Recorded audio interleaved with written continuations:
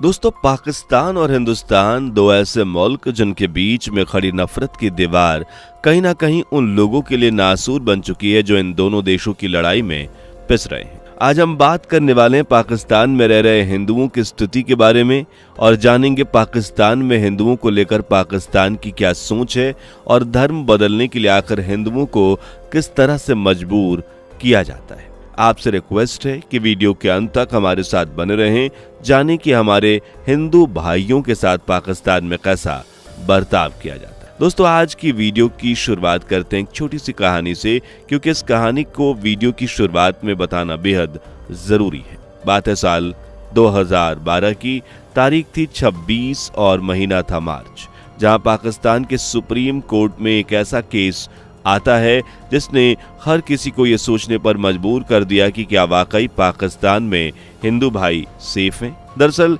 यह केस था रिंकल कुमारी नाम की एक लड़की का, जो मात्र 19 साल की थी, जिसने कोर्ट में यह बताया कि 1 महीने पहले कैसे उसकी पूरी जिंदगी बदल दी गई। दरअसल रिंकल को उसके गांव के कुछ लोग उठाकर ले जाते हैं। उसके घर वाले अपनी बेटी को ढूंढने की हर मुमकिन कोशिश करते हैं, लेकिन सिर्फ निराशा ही हाथ लगती है।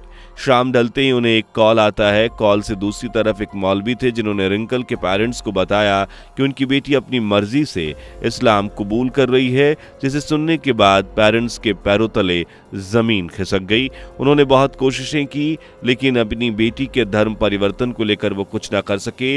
इतना ही नहीं, उस मौलवी ने रिंकल का निकाह अपने छोटे भाई अब्दुल हक से करवा दिया। अब्दुल हक की बात चल रही है तो आपको बता दें कि अब्दुल हक बिलावल भुट्टो की पार्टी पाकिस्तान पीपल्स पार्टी का सांसद था।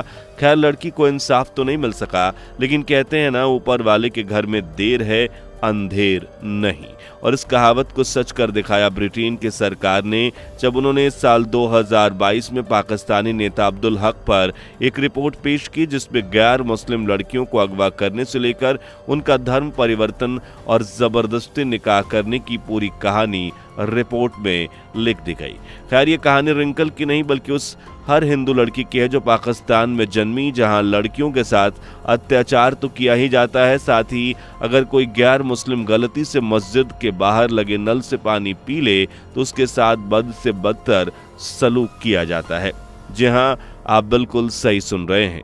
इतना ही नहीं, पाकिस्तान में रह रहे हिंदुओं को अपनी पूजा पाठ खुलकर करने की भी अनुमति नहीं है, और ऐसी घटनाएं हम इससे पहले भी कई आर्टिकल्स, न्यूज और सोशल मीडिया वेबसाइट पर सुन और पढ़ चुके हैं। दोस्तों, पाकिस्तान एक मुस्लिम कंट्री है और यहाँ मुसलमानों का ही हुकूमत चलता है।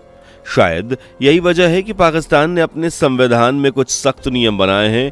अगर आप आर्टिकल 4191 को उठाकर देखें तो आपको पता चलेगा कि उन्होंने अपने इस आर्टिकल में हिदायत दी कि इस देश में अगर कोई प्रधानमंत्री या सिर्फ राष्ट्रपति पद पर बैठता है तो वह केवल मुस्लिम होगा, या गैर मुस्लिम जैसे हिंदू, सिख, ईसाई, इन्हें यह हक नहीं है कि वो इस पोजीशन पर बैठ सके।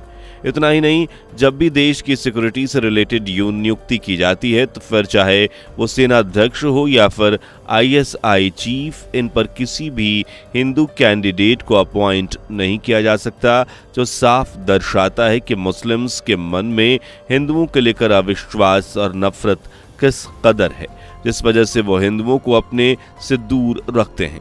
यह तो कुछ भी नहीं, पाकिस्तान में बसे हुए हिंदुओं के धर्म को लेकर भी मुस्लिम अपना गुस्सा जाहिर करते हैं, और यही वजह है कि हिंदू मंदिरों को डिस्ट्रॉय करने की भी ये लोग एक बार भी ये नहीं सोचते कि, लेकिन क्या कभी सोचा है कि इसके पीछे जो नफरत है उसकी वजह क्या है? दोस्तों, इस बात को समझने के लिए सबसे पहले हमें यह समझना होगा कि हिंदुओं की पाकिस्तान में डेमोग्राफी क्या है, क्योंकि यही वो जरिया है जिससे यह पता लगाया जा सकता है कि आखिर इस कहानी का बीज पनपा कहां से और आज हालात इतने बदतर कैसे हो गए।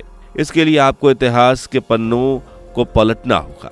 सबसे पहले साल 1941 की बात कर लेते हैं। अब यहाँ साल इतना इम्पोर्टेंट ये है कि यह भी समझ लीजिए कि बंटवारे की आखिरी जनगणना का ये साल था, जहां गैर मुसलमानों की आबादी 20.5% थी, जिसमें हिंदू और सिख की हिस्सेदारी थी, जिसमें करीबन 14% हिंदू उस समय पाकिस्तान में मौजूद थे, लेकिन धीरे धीरे आंकड़ा कम होता गया और साल 1951 की जनगणना के हिसाब से केवल 1.3% ही रह गए और 2017 आते आते ये आबादी घटकर 1 से 2% रह गई। इन आंकड़ों के हिसाब से सबसे पहला सवाल शायद आपके मन में यही उठ रहा होगा कि आखिर हिंदू आबादी में इतनी बड़ी गिरावट क्यों आई। दोस्तों, रिसोर्स पेपर्स इस बात की गवाही देते हैं कि ये वो दौर था जब हिंसा दंगे इस कदर फैल रहे थे कि लोगों ने अपनी जड़ों को छोड़ना ही ठीक समझा।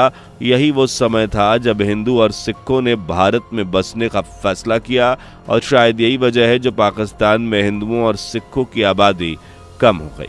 जिन लोगों ने पाकिस्तान छोड़ दिया वो जानते थे कि अगर वो पाकिस्तान में रह गए तो आज नहीं तो कल उनका धर्म परिवर्तन या उनके ऊपर अत्याचार किए जाएंगे, लेकिन जो लोग वहीं रह गए वो मजबूर थे इस्लाम कबूल करने के लिए, क्योंकि या तो सभी जानते हैं कि इस्लाम की जो सियासी लड़ाई है वो धर्म की है और आज़ादी के लिए इस देश ने इस्लाम की दूरी बनाकर पाकिस्तान बनने की सियासी लड़ाई लड़ी और इस लड़ाई के पीछे जो वजह है वो भी ज़रा सुनिए। पाकिस्तान भले ही दिखाए कि वह एक मजबूत देश है, लेकिन कहीं ना कहीं पाकिस्तान के दिल में हिंदुस्तान को लेकर हमेशा गुस्सा रहा है। उसे ऐसा लगता है कि शायद भारत पाकिस्तान का वजूद मिटा देगा और इसी डर की वजह से पाकिस्तान के ऊंचे पद पर बैठे नेताओं, आर्मी कमांडर ने एक ऐसी रणनीति तैयार की जिसमें उन्होंने हिंदू बनाम मुस्लिम की सियासत को अंजाम दिया। और इस रणनीति को डेवलप करने के पीछे का रीजन बस इतना है कि पाकिस्तान ऐसा चाहता था कि वो एक कंट्री बनाए जिसमें हिंदू राष्ट्र के खिलाफ धर्म की लड़ाई को अंजाम दिया जा सके।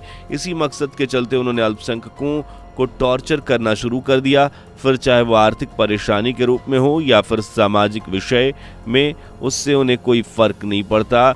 उनका मकसद था कि हिंदू को इस कदर टॉर्चर करो कि वो हार कर घुटने टेक दें। तो दोस्तों, इस तरह से राजनीतिक दांवपेच खेलते हुए 1941 से अब तक पाकिस्तान का क्या कुछ करना है और क्या कुछ वो कर चुका है, इसके बारे में हम आपको ऊपर बता चुके हैं।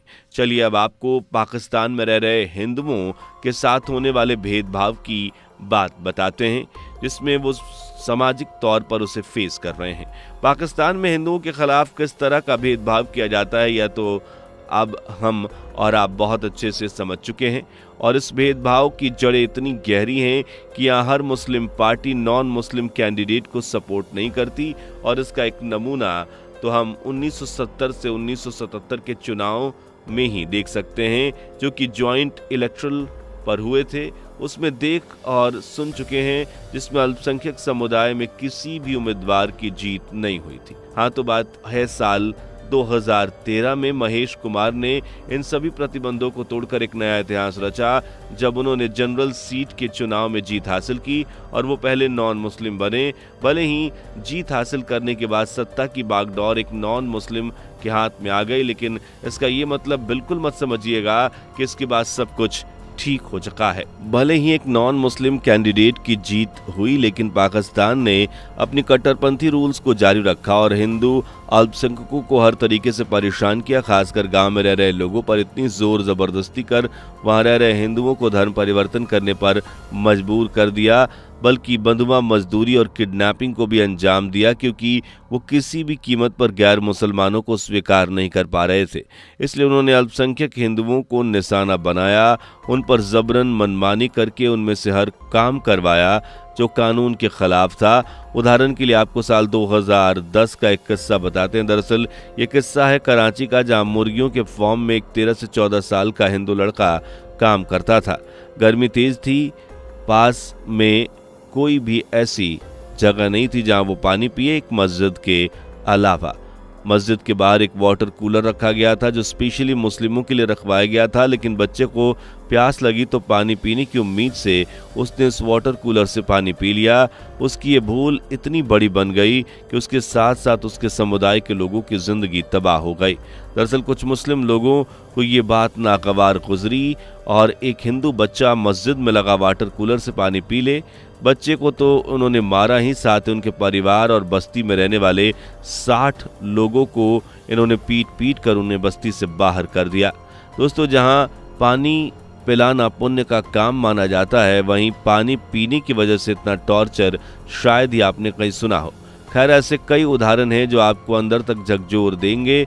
साथ ही एक आर्टिकल 2020 में छपा जिसमें साफ तौर पर लिखा था कि पाकिस्तान में रह रहे हिंदुओं को 2 दर्जे का नागरिक बनाया गया है और इसी वजह से घर में, लेकिन नौकरी और सरकारी हेल्प में भी इन्हें काफ़ी संघर्ष करना पड़ता है। कहते हैं बहुत से लोग अपनी मर्जी से धर्म परिवर्तन कर लेते हैं, लेकिन ऐसा नहीं है। ये केवल उनकी मजबूरी है जो गरीबी बंधवा मजदूरी में बाहर निकलने की जद्दोजहद है, कुछ नहीं। और आज भी पाकिस्तान में रह रहे हिंदू मुश्किलों का सामना कर रहे हैं। आज के लिए बस इतना ही। आप इस बारे में अपनी राय कमेंट में ज़रूर बताएं। वीडियो पसंद आई हो तो वीडियो को लाइक शेयर कर चैनल को सब्सक्राइब करना ना भूलें। दोस्तों, आपको स्क्रीन पर 2 और वीडियोस दिखाई दे रही हैं, जिसे देखने के लिए स्क्रीन पर क्लिक करें।